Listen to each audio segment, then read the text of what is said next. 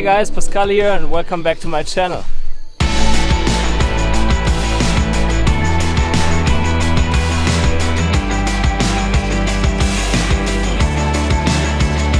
Today I have 5 tips for you for the Mavic Air 2 to get more cinematic footage, and you will especially like this video if you have problems with noise and you don't know what picture profile to choose.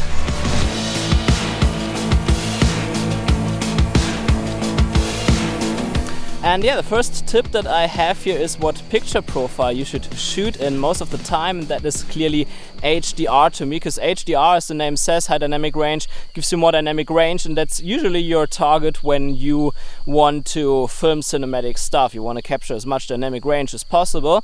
But the problem with this mode is that you cannot shoot in manual exposure. You can only shoot in automatic, and that means that if you have changing light conditions, then it changes the exposure all the time, and that just doesn't look really cinematic. So in that case, you definitely have to shoot in the Cinelike, which also gives you more dynamic range, but not as much as an HDR, and it causes more noise in the shadows than HDR.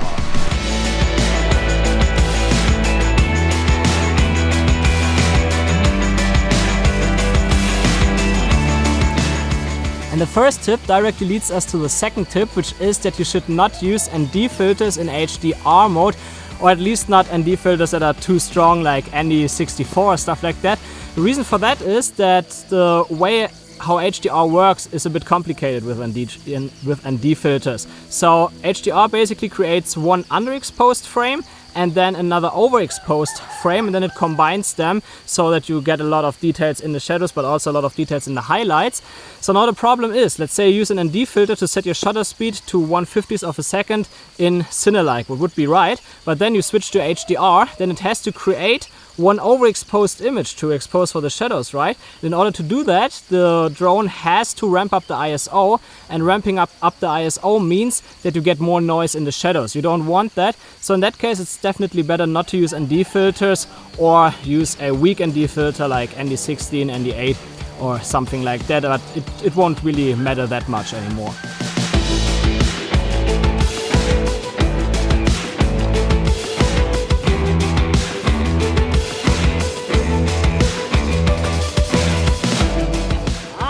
Are you?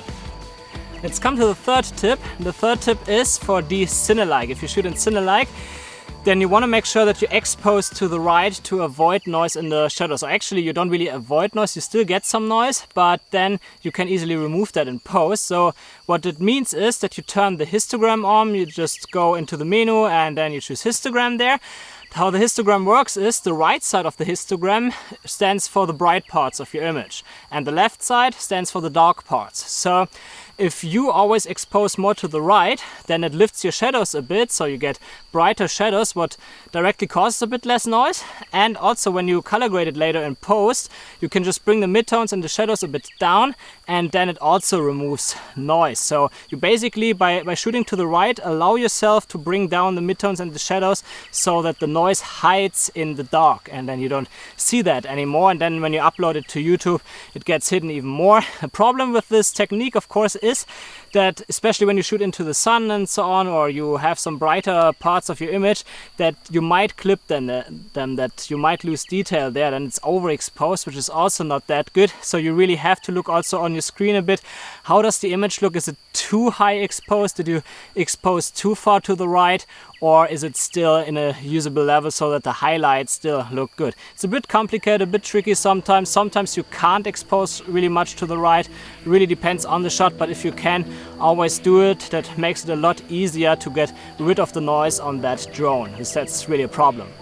Oh, it's way too hot here. I'm really down for a coffee now, so let's just drive somewhere else and look for a coffee.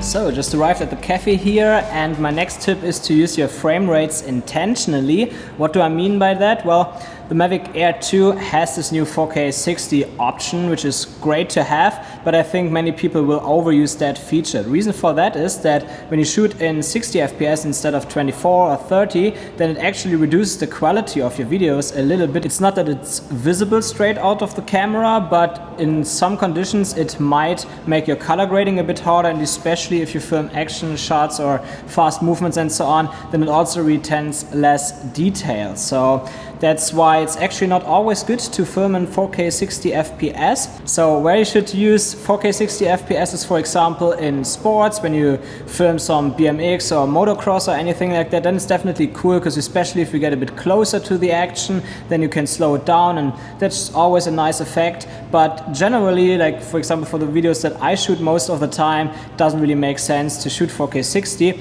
Also, when you fly close to objects, then you usually want to have nice motion blur in there, and that's why you use ND filters in the first place. And if you have 4K 60, that means that you get less motion blur if you play it back in the original speed, because then you have to set your shutter speed to 120. And that's a problem, because then you get the right motion blur when you slow it down and it looks natural, but actually you have less motion blur when you play it back with the original speed. So that's a problem, and that's why I generally, when I fly close to objects and I want to have motion blur in there, I just keep it at shutter 50 and shoot in 24 FPS, what I usually do. By the way, I'm just testing out the Insta360 1R right now. I have the 1-inch version, but also the 4K and the 360 version, so we'll test them all. What do you want to know? If there's anything specific, then leave it in the comments below.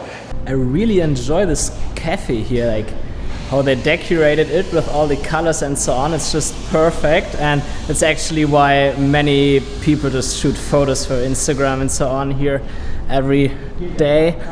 And my friend Laura is also working here right now. You probably know her from other videos. Sometimes we shoot together. What are you working on? I'm just reinstalling my Mac because I can't cut videos anymore, and that's a huge problem at the moment. Yeah, that sucks. It's computers can ruin your whole productivity, yeah?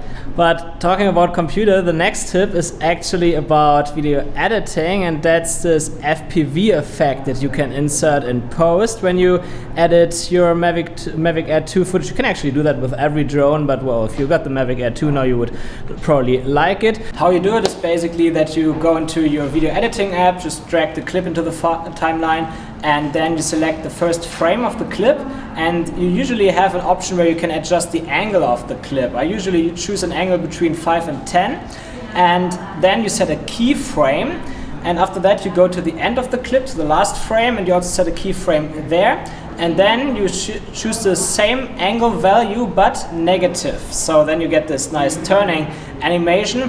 Problem here is that you get these black corners, and to avoid that you have to crop in the footage a little bit, and then that goes away. It helps a bit if you use cinematic bars, or if you edit in a cinematic aspect ratio like 21:9 or so, because then you have to crop in a little bit less, so you lose less quality. But overall, this effect is very easy to do. You can do it with every major video editing app, so just edit, it makes your footage a lot nicer.